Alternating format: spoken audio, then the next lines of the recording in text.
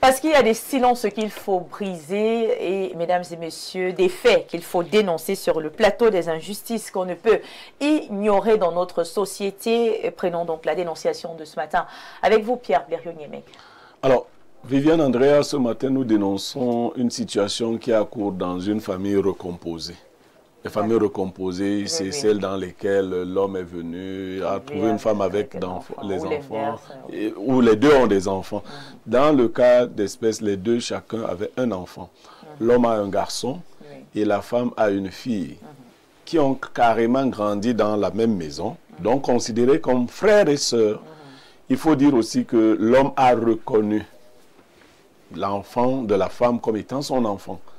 À l'heure où nous trouvons, le garçon qui est le cadet de sa grande sœur a enceinté sa grande sœur. Attendez, je n'ai pas bien compris la partie. Oui, tu as bien compris. Pourquoi? Tous les autres mots, tu as compris. C'est seulement enceinté que tu n'as pas compris. Ma tête n'a pas accepté l'information. Oui. Donc, les frères et sœurs, ils sont frères par alliance. Ils sont frères par alliance. Ils sont frères. Mais je vous décris la situation pour qu'on comprenne bien. Et le papa a reconnu l'enfant fille. C'est la fille qui est l'aînée. Elle se trouve enceinte et après enquête, elle a dit à sa maman que l'auteur de la grossesse, ce n'est pas quelqu'un d'autre, c'est son frère à la maison. Ah, voilà. Donc, c'est difficile. La maman en a parlé au papa. Deux idées se partagent dans la maison. La maman suggère que la fille se fasse avorter. Le père dit non. Il dit qu'ils ont beau être frères, ils ne sont pas consanguins. Ils n'ont pas de relation de consanguinité. Donc, qu'ils peuvent gérer ça autrement. Ils peuvent présenter ça autrement à la société. La maman insiste, disant, parce qu'elle a véritablement élevé ses deux enfants comme étant ses enfants. Donc, elle est très gênée.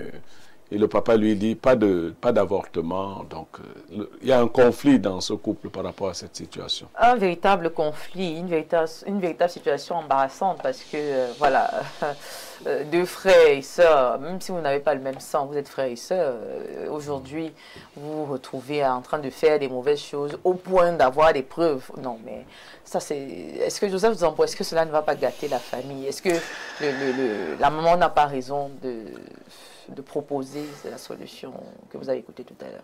Bon, en tout cas, je crois que les familles recomposées à la base, c'est difficile. Hein. C'est très difficile. Mais le fait qu'on les a élevés ensemble, normalement, la fraternité n'est pas seulement parce que vous partagez le même sang. Parce que parfois, on a même des amis qui deviennent plus que nos frères, qui deviennent plus que nos sœurs. Et si on a grandi dans la même maison, dans les mêmes conditions, à une bonne durée, nous développons normalement une relation de fraternité. Donc, il ne devrait pas avoir ce genre de choses. Mais sauf que, voilà, la chair est chère. C'est des choses, parfois, on se retrouve souvent tenté par ce genre de situation. Et c'est où, moi, j'interpelle toujours les parents à savoir comment encadrer ça. Parce que ça n'arrive pas seulement aux familles recomposées. Ça arrive même aussi aux enfants qui sont venus du même ventre. Lorsqu'on laisse les garçons et les filles rester dans une même chambre jusqu'à un certain âge, c'est un problème. Lorsqu'on permet aux garçons et aux filles de faire parfois certains jeux, s'amuser parfois, c'est comme si on leur créait un climat. Mais ce sont des frères et sœurs ont le droit de s'amuser. Non, on contrôle ces choses. Moi, dans la maison de ma mère... Est-ce que ce n'est pas un peu de la sorcellerie? Non, je dis que... On vous unit, vous êtes une famille désormais, et puis vous... Jusqu'à un certain niveau, l'enfant reste enfant. Mais je répète encore, le parent joue son rôle. Je dis, dans la maison de ma mère, il y a des choses qui ne peuvent pas se faire. Même les façons que vous jouez, vous allez voir la mère qui vous dit, oh, les hommes ne jouent pas comme ça avec les femmes. D'ailleurs, un certain contrôle, un rappel à l'ordre, à chaque fois, on vous rappelle, on nous fait, on dit, Zambo, elle c'est ta soeur, et tel c'est ton frère. On vous fait ce rappel et c'est comme ça qu'on s'inculque ces valeurs. Mais il y a donc aujourd'hui, on pense que l'enfant est un adulte. On se dit que l'enfant a cette conscience-là, il va comprendre, est-ce qu'il ignore que c'est sa soeur? Ou est-ce qu'elle ignore que c'est son frère? Non. On doit suivre les enfants, on doit les encadrer. Qu'on ne laisse pas la télé encadrer les enfants. Parce que dans d'autres pays, les cousins et cousines se marient. Alors, et quelle solution vous proposez alors au couple? Bon, en réalité, je ne sais pas si dans notre pays, l'IVG c'est quelque chose qui est officiel. Non, c'est pas officiel. Voilà, donc c'est une situation que je pense qu'on doit vraiment la soumettre aux autorités compétentes pour prendre une décision. Mais je pense quand même que ce serait très compliqué d'avoir cet enfant dans cette maison que de ne pas l'avoir. Moi, c'est ce que je pense. D'accord. Ibrahim, Maxime, Julien, est-ce qu'il y a moyen de prévenir ce genre de comportement, hein, ce genre de situation dans les familles recomposées? Certainement, il y a des mécanismes de prévention. Comment? Je me dis bien, tout à l'heure, Joseph évoquait le fait de ne pas toujours laisser les filles et les garçons dans les mêmes chambres, surtout dans les périodes de puberté. Moi, avant de prendre une position sur cette question, cette dénonciation... C'est un drame. Hein, oui, c'est un drame désagréable. J'aimerais savoir, le grand Blériot, les enfants là, ils se sont rencontrés à quel âge? Non, ça fait bien longtemps. Oui, on a dit qu'ils étaient encore des bébés, des tout petits? Non, pas des bébés, mais ils étaient petits. Actuellement, on parle de jeune homme de quel âge? Le jeune homme, il a 21 ans. Et la fille, elle est née. 23 ans. C'est la fille l'aînée. Vous voyez donc qu'il y a une question de proximité, il y a le fait qu'il y a un vent de perversité qui se répand ces temps-ci, avec la jeunesse de 15, 14, 16, 18, 21 ans. Il y a, voilà, les années 2000, il y a beaucoup de choses. Et puis il y a des tendances, et puis il y a des films qui ne sont pas très intéressants, qui inspirent de mauvaises choses aux enfants. Mais quant à la question de est-ce qu'on doit enlever cet enfant, moi je ne suis pas pour le fait d'enlever cet enfant. Parce que je suis toujours un peu plus pour la vie. Surtout que il y a ce pont qui fait en sorte que de façon consanguine, ils ne sont pas véritablement liés. Maintenant, il y a certes la pression de que va-t-on dire, parce que tout le monde qui regardait cette famille de l'extérieur ne sait pas forcément que ce n'est pas le véritable enfant du père, ce n'est pas le véritable enfant de la femme. Et il sait seulement que c'est les frères et sœurs. Donc du coup, à un moment, la pression va augmenter, mais pour ce qui me concerne moi, j'épouserai la position de son père, qui est de gérer cette situation autrement. Mais sauf que là, il faudra quand même diviser la famille, parce que... Pourquoi diviser la famille? Une soeur vont avoir un enfant. Sont-ils vraiment frères et sœurs au niveau du sang? Tata, maman, c'est finalement... Je peux t'appeler ma sœur. Est-ce que tu ne m'appellerais pas ton frère? Est-ce que vous pensez à l'enfant? L'enfant, parce que là, oui, d'accord, les parents peuvent gérer, les grands-parents peuvent gérer, mais le bébé qui va naître là, comment est-ce qu'il va se retrouver? Le bébé qui va naître là, il aura la particularité d'avoir un même grand-père et une grand-mère, mais de façon consanguine. Honnêtement, je pense que moi, la vérité, c'est que les gars là, comme ils ne sont pas liés de façon consanguine, moi, c'est un enfant qui peut venir tranquillement. Et puis, il faut tenir face à la pression sociale qui vous dit c'est monté, c'est descendu. Moi, je ne tuerai pas cet enfant. D'accord, voilà, merci beaucoup. On a également justement la pression sociale qui parfois nous oblige à prendre des décisions que l'on ne souhaite pas. Pierre Blériot, quel est votre conseil ce matin à ce couple-là qui traverse? Viviane, vous voyez bien que vous avez parlé de la pression sociale. Non, moi je vais dire l'hypocrisie sociale. C'est parce que à la base, il y a un mensonge familial qu'on a peur. On n'a jamais dit que ce n'est pas mon enfant. On a l'impression en général que ces affaires sont toujours étouffées. Oui, donc, à cause de ce mensonge, donc, vous voulez empêcher un enfant qui n'a aucun problème de venir au monde. Lui, il n'a aucun problème.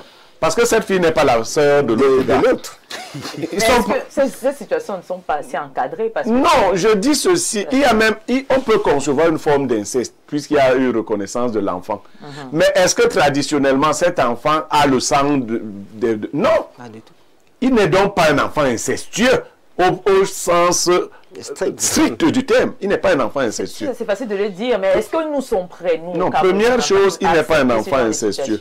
Deuxième chose, sauf pour cas de viol. Et même, j'ai dit à sa maman que la fille a 23 ans. Il faut éviter d'envoyer souvent vos filles enlever les grossesses, surtout à ces âges-là. Elle n'est plus petite, hein. Pour les filles, là, 23 ans, c'est déjà une vieille femme, hein. Tu enlèves une grossesse, et si c'est la dernière, ah ben quand cette fille ira donc en mariage, incapable de faire un enfant, on va commencer à réunir la famille. Non, non, non, vraiment, moi je n'ai jamais, je dis sauf des cas de force majeure, encourager ces avortements. Que cet enfant naisse. La petite pression sociale, là. Chaque famille a ses problèmes. Les gens à qui vous voulez montrer que vous n'avez aucun problème, si on vous dit même les problèmes, moi j'ai des voisins en Bogada, et ils ont décidé... Non, ne dites pas Blériot. Non, je dis, ils savent. Ils ont décidé de faire souvent leurs problèmes à l'intérieur de la maison, sans que personne ne sache. Ils se bagarrent, ils se tapent dessus très mal à l'intérieur. Et quand le frère tape sur sa soeur, la soeur ne doit pas pleurer, parce qu'il faut cacher... l'image. Non.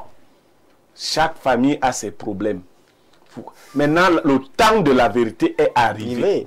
Il faut assumer. Ce bébé-là n'a aucun problème pour naître. Il naît très bien. Et c'est le couple qu'il faut par contre séparer. Parce que ce n'est pas très hygiénique que des gens qui ont grandi comme frères et sœurs soient comme mari et femme aujourd'hui.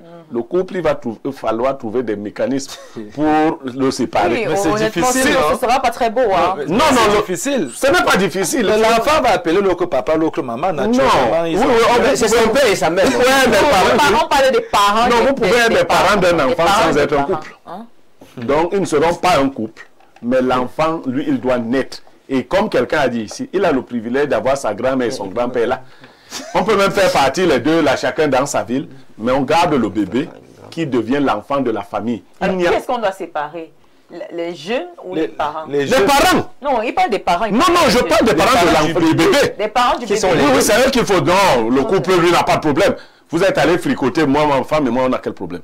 Nous, on va se séparer parce que vous avez... Vous devenez grands-parents de vos... Oui, mais nous, on ne va pas se séparer pour vos bêtises. Non. Notre couple... Et c'est pour cela que je leur dis de ne pas trop se mêler directement. Parce que le couple lui-même risque d'avoir des problèmes. Et la femme avait commencé à dire, c'est ton fils qui... Non.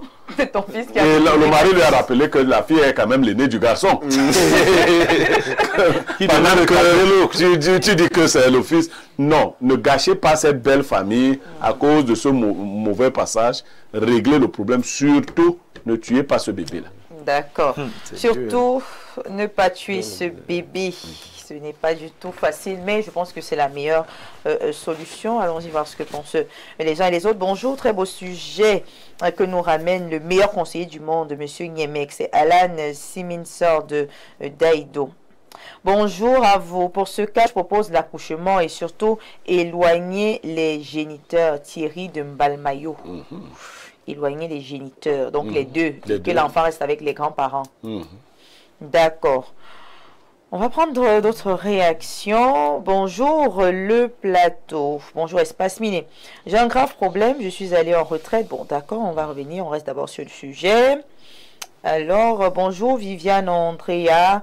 Très belle présentation, très top, merci beaucoup. Bonjour le plateau, je pense qu'il n'y a pas de solution. Moi, je n'encourage pas l'avortement, alors que les parents assument leurs actes. Ok, c'est bien noté. On va prendre peut-être un dernier message. Bonjour, je suis maman Sabine à Yaoundé. Pour cette situation, il n'y a même pas de problème. Laissez juste l'enfant naître. D'accord. Bonjour au panel. De nos jours, les éducations à l'africaine ont perdu de leur valeur. De nos jours, même les parents se promènent presque nus devant leurs enfants, même adultes. Dans nos familles africaines, nous avons eu toujours une chambre des garçons et celle des filles à un certain âge. Les familles en Afrique éduquent beaucoup plus les enfants sur le plan religieux, à l'instar de l'islam dans la partie septentrionale du Cameroun, qui permet le mariage entre frères et sœurs, les oncles paternels. Bonjour le panel et agréable mardi à vous. Il s'agit simplement d'un cas d'inceste car il pose un problème de statut de l'enfant et l'avortement est autorisé en cas d'inceste. Question pour le consultant Niemek. Peut-on parler d'inceste entre les forces de l'ordre et la police municipale? Juste pour savoir si le ministre Atangandji évoque insidieusement aussi le cas des forces municipales. Ngambarga Roger, parfait depuis Ngolmako. Non, la police municipale est désormais encadrée par un texte. Sauf que il y a beaucoup de choses à faire pour que ce texte... Les policiers marchent déjà avec eux. Non, ils marchent même, mais désormais ils sont encadrés par un texte. Mais il faut qu'ils soient encore bien formés. Parce qu'ils ne sont pas souvent différents des gros bras. D'accord. Bonjour. Bonjour à vous sur le plateau. Mon avis, c'est que l'enfant doit naître et puis séparer les deux enfants. Bonjour au panel. Je suis pharmacien et je souhaiterais avoir le contact de la Légion de Niemek, s'il vous plaît. Après l'émission. Bonjour Espace Miné, bonne émission. Je suggère à Viviane Andrea de rester. Voilà. et non de toujours. Les regards doivent être sur la caméra. Ah, ok, il trouve que je regarde trop les panélistes. D'accord. Vous n'avez rien à dire sur... Il veut que tu le regardes lui, c'est-à-dire que ton regard reste sur lui, quoi. Il trouve que je regarde beaucoup les panélistes. Bonjour DS Viviane Andrea et à ton riche panel. S'agissant des gros bras, il faut faire attention à l'histoire des gros bras. C'est la police ou la gendarmerie qui doivent faire ce travail, mais des fois tu appelles, on te demande de l'argent pour mettre le carburant, ce n'est pas sérieux. Et quand tu prends les gros bras, tu ne leur donnes rien. Pas le carburant. Joseph depuis Siméon paye le carburant à tout le monde. Salut belle Andrea, belle journée à vous, à vos panélistes. Joseph, il n'y a pas les gros bras, donc on parle, c'est des gens du quartier qui n'appartiennent même à aucune entreprise de sécurité. C'est des vigiles des boîtes de nuit, des vigiles des snacks que les gens contactent pour venir faire ces sales besognes.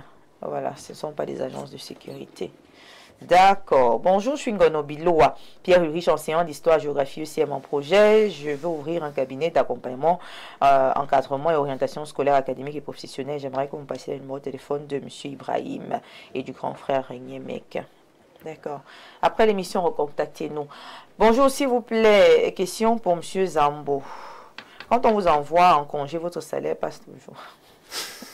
Ça n'a aucun lien avec la thématique. Oui, mais quand même dans une entreprise, ça dépend. Hein. Ça dépend du type d'entreprise. Dans les entreprises normales, le salaire continue. Les congés sont payés. Il y a même une prime pour les congés.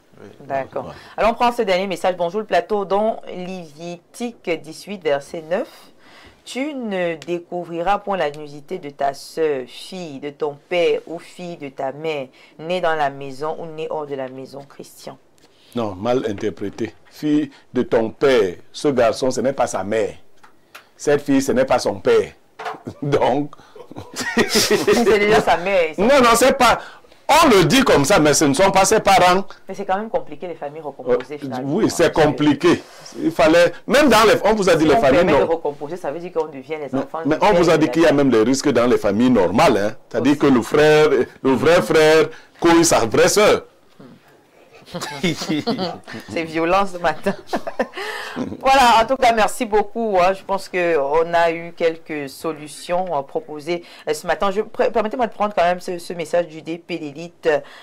Voilà, bonjour charmante Viviane, à ton brillant panel. Du point de vue juridique, cette relation relève de l'inceste légal. Le Code civil interdit la relation entre frères et sœurs adoptifs. Ceci dit, du point de vue biologique et traditionnel, du point de vue biologique et traditionnel, la loi dans ce cas peut autoriser l'IVG. Voilà, il n'y a ni consanguinité ni viol. Il vaudrait mieux laisser l'enfant vivre et essayer de séparer les deux jeunes irresponsables et inconséquents, Timothée et Somba Abena. Voilà. Merci beaucoup. Ce sera tout pour la dénonciation de ce matin. Voilà, on va essayer de souhaiter beaucoup de courage aux couples qui se retrouvent dans une situation assez compliquée. Mais là, monsieur, on va prendre une transition en publicité, bien évidemment. On se dit à tout à l'heure pour l'instant de l'analyse.